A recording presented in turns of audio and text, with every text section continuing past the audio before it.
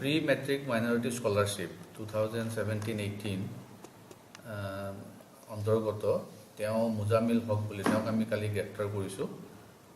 তেখেতে প্ৰায় 200 পৰা 250 লৈকে এতিয়া আমি আমাৰ ইনভেষ্টিগেশ্যন চলি আছে 200 পৰা 250 লৈকে ফেক একাউণ্ট বনাই পেলাই তেওঁ প্ৰায় 20ৰ পৰা 28 লাখ টকা আত্মসাৎ কৰা আমি অভিযোগ পাইছিলোঁ আৰু এই অভিযোগৰ ভিত্তিত আমি তেওঁক কালি গ্ৰেপ্তাৰ কৰিছোঁ আৰু বাকি ভেৰিফিকেশ্যনখিনি আমি এতিয়া বৰ্তমান কৰি আছোঁ। একাউণ্ট ক'ৰ আছিলে কোন তিনিখন স্কুলৰ একাউণ্ট পাইছোঁ আমি বুঢ়াগাঁও কলেজ এখন পাবকাটি বুলি আৰু এখন মই পাহৰিছোঁ তিনিখন স্কুলৰ ষ্টুডেণ্টৰ নামত তেওঁলোকে ভুৱা একাউণ্ট খুলি পইচাটো আত্মসাৎ কৰা বুলি আৰু এই স্কলাৰশ্বিপটো ক্লাছ 1ৰ পৰা ক্লাছ 10ৰ ভিতৰৰ ল'ৰা ছোৱালীয়ে পায় আৰু 50% মাৰ্কছ পাব লাগে পৰীক্ষাত যিকোনো পৰীক্ষাত 1ৰ পৰা 10লৈকে আৰু তেওঁলোকৰ ফেমিলি ইনকাম 1 লাখ টকাৰ তলত হ'ব লাগে মেক্সিমাম 1 লাখ তাতকৈ ওপৰত হ'ব নালাগে। তো তেওঁলোকে গোটেইখিনি ক্ৰাইটেৰিয়া কেনেকৈ ফলছ কৰিলে কি কৰিলে আমি এতিয়া তদন্ত কৰি আছোঁ। আৰু কোনোবা জড়িত আছে নেকি?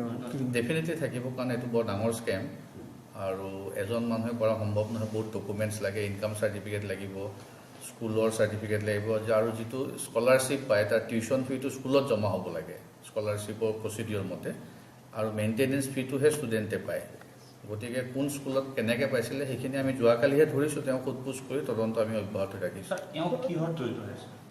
এওঁ CSP হয়, কাষ্টমাৰ ছাৰ্ভিচ পইণ্ট কিছুমান থাকে বেংকৰ। এওঁ ইউনাইটেড বেংক অফ ইণ্ডিয়াৰ CSP হয়। এওঁ একাউণ্টবিলাক ছাপ্লাই কৰা বুলি আমাৰ সন্দেহ হৈছে, একাউণ্ট ফেক বনোৱা বুলি। এতিয়ালৈকে আমি 20ৰ পৰা 28 লাখ টকা পাইছোঁ বুঢ়াগাঁও অঞ্চলত আৰু যদি কিবা অঞ্চলত আছে মই ইনস্পেক্টৰ স্কুলছৰ লগত কথা পাতিছোঁ। তেখেত মোৰ অফিচলৈকে আহিব অলপ পিছত আৰু তেওঁলোকৰ হাতত যদি কিবা তথ্য আছে আমাক দিলে আমি ইনভেষ্টিগেশ্যন কৰিম।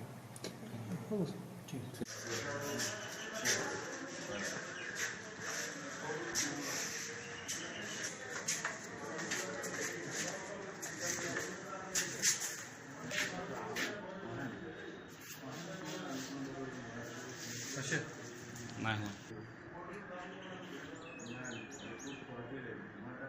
হ'ব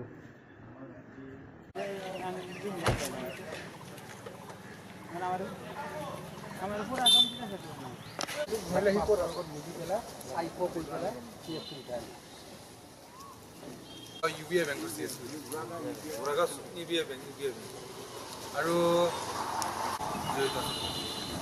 ফটোটো নুঠাই ভাল নেকি? এনেই আমি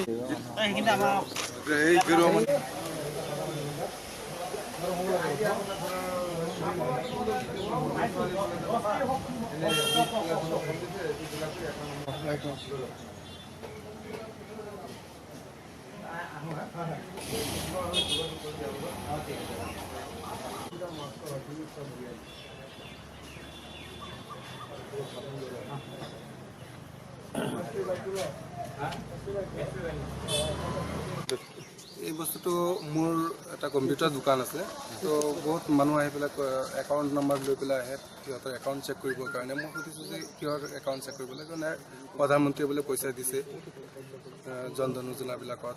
তাৰপাছত মই একাউণ্টবিলাক চেক কৰিলোঁ, চেক কৰাৰ পাছত দেখিলোঁ নহয় এইটো প্ৰি-মেট্ৰিক স্কলাৰশ্বিপৰ পইচাহে সোমাইছে।